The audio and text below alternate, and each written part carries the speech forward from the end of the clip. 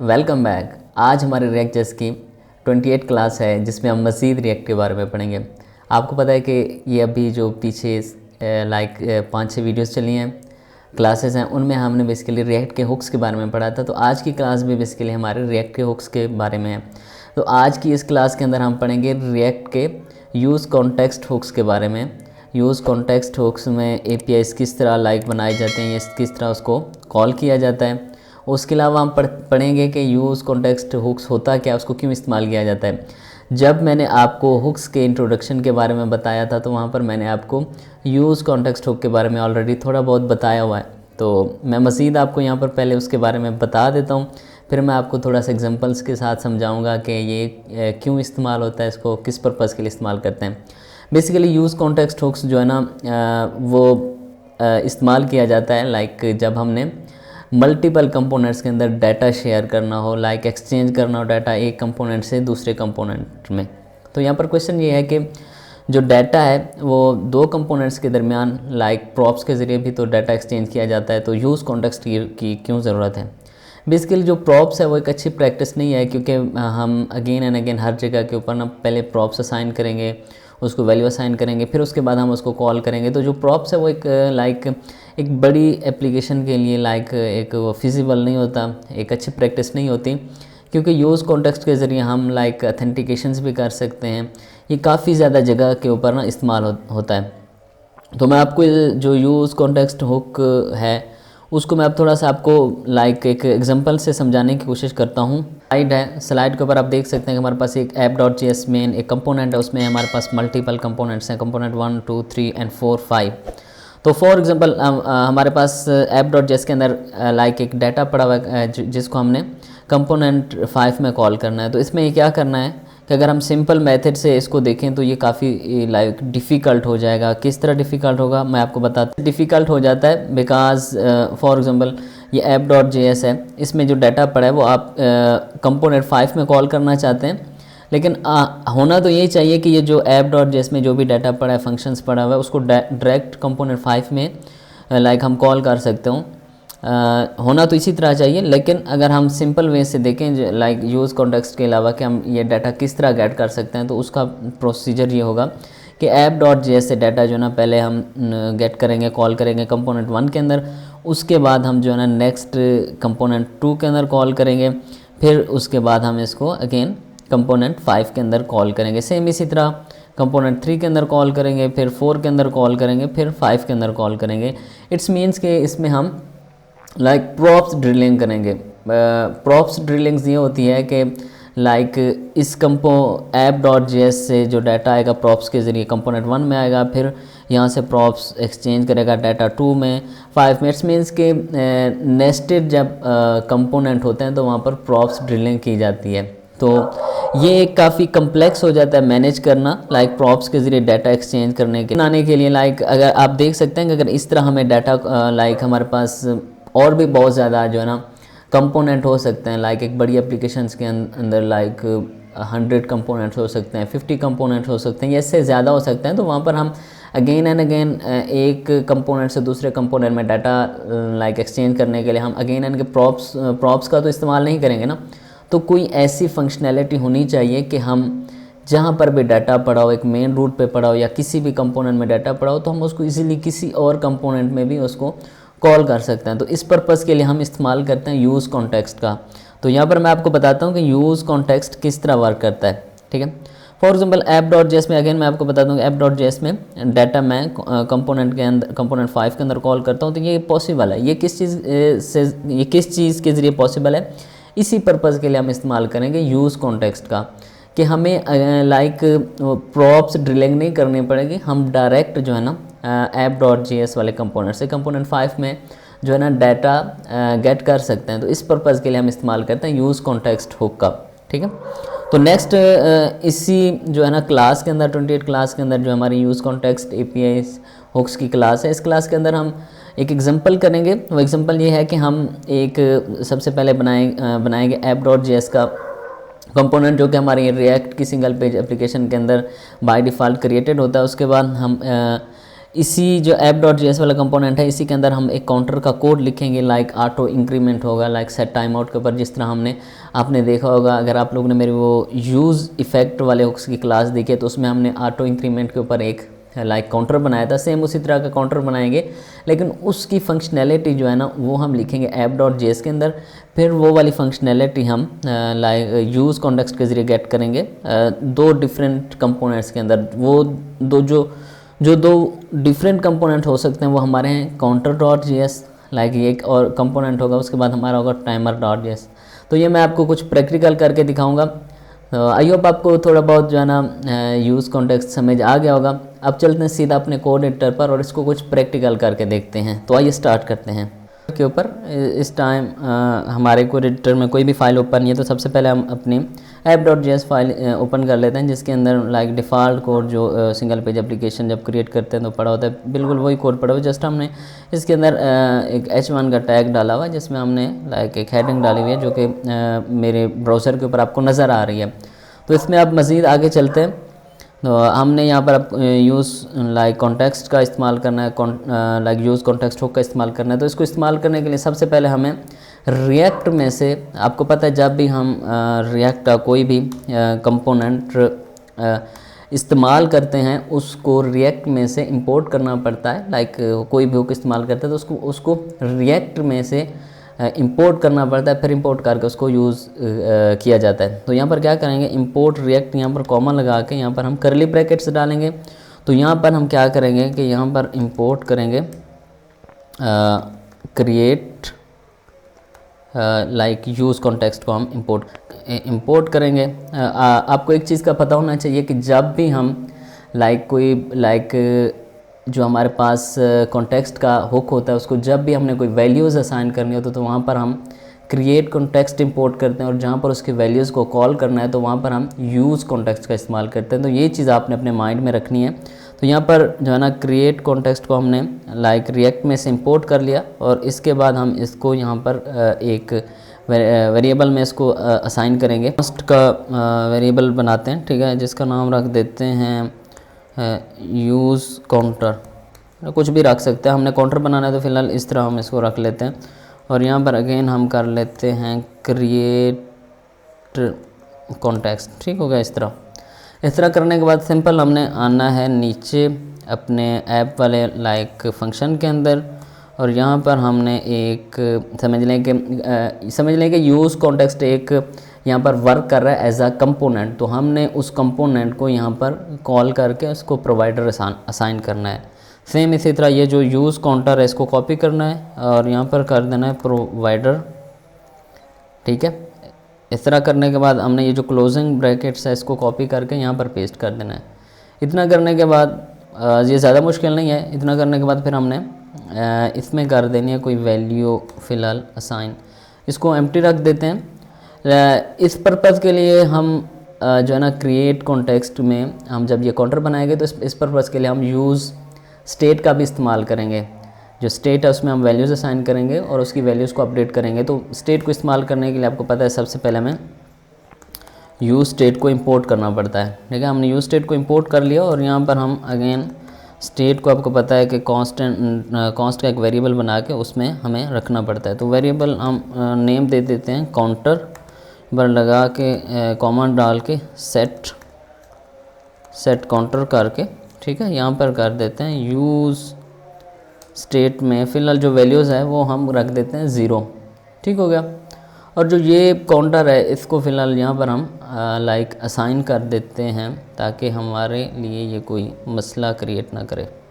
यहाँ पर एरर किस चीज़ का आ रहा है, सॉरी, हमने ना ये जो यूज़ काउंटर वाला है इसको हमने रिटर्न के अंदर डिफ़ाइन करना है। लाइक हमने बाहर किया हुआ था, सॉरी, तो इसको इस तरह हमने डिफ़ाइन करना है, ठीक है। यहाँ तक करने के बाद आई होप आपको ये बिल्कुल समझ आ रहा होगा ब्राउज़र पर। तो यहाँ पर फ़िलहाल सब कुछ ओके है। कंसोल में भी चेक कर लेते हैं कि कोई एरर तो नहीं आ रहा। कोई एरर नहीं है। दोबारा चलते हैं हम अपने ब्राउज़र के ऊपर। तो अब यहाँ पर हम क्या करते हैं, यहाँ पर हम कर लेते हैं एक कंपोनेंट क्रिएट, जिसका नेम रख देते हैं फ़िलहाल हम counter.js, ठीक है। ये कंपोनेंट है इसका app.js वाले कंपोनेंट से यूज़ कॉन्टेक्स्ट के ज़रिए हम यहाँ पर डाटा कॉल करेंगे और लाइक काउंटर जो वर्क करेगा वो यहाँ पर आएगा, उसकी फंक्शनैलिटी app.js वाले कंपोनेंट में होगी। तो यहाँ पर जल्दी से कर देते हैं, फंक्शन क्रिएट करते हैं जिस तरह कंपोनेंट के अंदर क्रिएट किया जाता है। इसके बाद इस तरह फंक्शन क्रिएट करने के बाद हम यहाँ पर रिटर्न लगा देते हैं। रिटर्न में क्या करते हैं कि एक h1 टैग डाल देते हैं जिसमें हम लिख देते हैं काउंटर, ठीक हो गया, और फिलहाल कर देते हैं 0। एक्सपोर्ट आपको पता है डिफ़ॉल्ट करना पड़ता है। इसके बाद हम इतना कुछ करने के बाद सिंपल, ज़्यादा कुछ नहीं करना, काउंटर को हमने कर देना है इंपोर्ट अपने ऐप वाले कंपोनेंट के अंदर, इंपोर्ट काउंटर फ्रॉम लाइक इस तरह, ठीक है। और इसको हम यहाँ पर यूज़ कर लेते हैं। चलते हैं ब्राउज़र पर तो देखते हैं। देखें आप, अब जो हमारी वैल्यूज़ है ये वाला डाटा आ रहा है हमारे काउंटर वाले कंपोनेंट से, ठीक हो गया।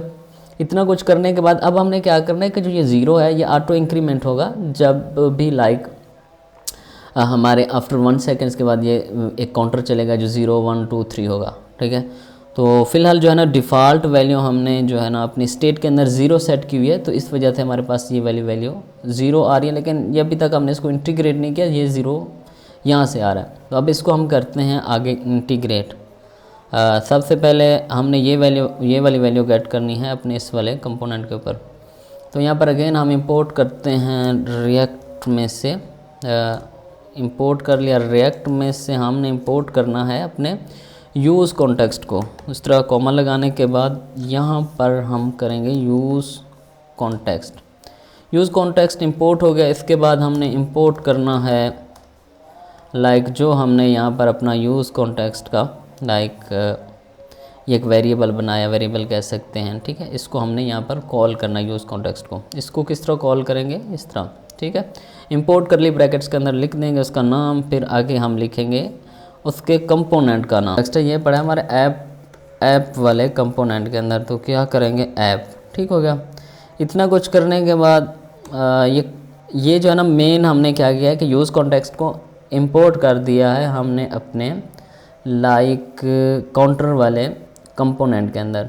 आगे ज़्यादा कोई मुश्किल नहीं है, यहाँ पर कर देते हैं कॉन्स्ट में कर देते हैं काउंटर में। इस तरह करने के बाद यूज़ कॉन्टेक्स्ट में अब हमने क्या करना है, इसमें पास कर देना है अपना यूज़ काउंटर, जो कि हमने यहाँ पर लाइक यूज़ कॉन्टेक्स्ट को क्रिएट किया। यहाँ पर जो अपना एक समझ लें कि कंपोनेंट क्रिएट किया उसको हमने यहाँ पर कॉल किया है। कॉल करने के बाद हमने यूज़ कॉन्टेक्स्ट में से उसको उसमें पास किया, और ये हमें इसमें जो भी वैल्यूज़ आ रही होंगी काउंटर में 0 आ गया, 0 आ रही है, तो वो यहाँ पर हमें गेट करके दे देगा। तो इसमें हमारे पास वैल्यूज़ देखते हैं कुछ आ रही है या नहीं, इस तरह, ठीक है। चलते हैं ब्राउज़र पे और देखते हैं हमारे पास क्या आ रहा है। इंपोर्टेड ऑल राइट, ठीक है।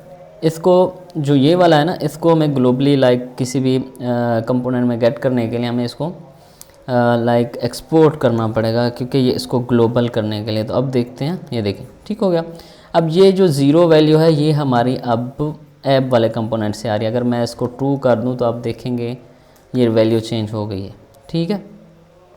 तो यहाँ तक आई होप आपको ये समझ आ गया होगा। मैं दोबारा आपको बता देता हूँ कि हमने सबसे पहले जो है ना क्रिएट कॉन्टेक्स्ट का जो हुक है उसको इंपोर्ट किया। उसको इंपोर्ट करने के बाद हमने यहाँ पर उसको एक वेरिएबल में रख दिया, और उस वेरिएबल के बिहाफ के ऊपर हमने एक लाइक यहाँ पर उसको एक ये समझ लेंगे कंपोनेंट्स की शेप में यहाँ पर उसको कॉल किया। कॉल करने में उसमें एक वैल्यू असाइन कर दी काउंटर की, जो कि स्टेट में हमने वैल्यू रखी हुई है, वो कोई भी वैल्यू हो सकती है, तो उसको हमने वैल्यू में असाइन करके उसके बाद हमने अपने काउंटर वाले कंपोनेंट के अंदर उसको हमने कॉल किया।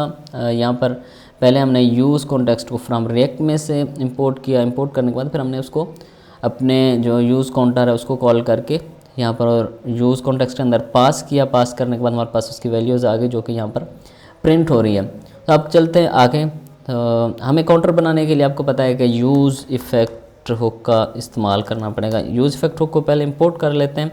इंपोर्ट करने के बाद हम अपने ऐप वाले फंक्शन के अंदर क्या करते हैं, यहाँ पर यूज़ इफ़ेक्ट हुक का इस्तेमाल करते हैं।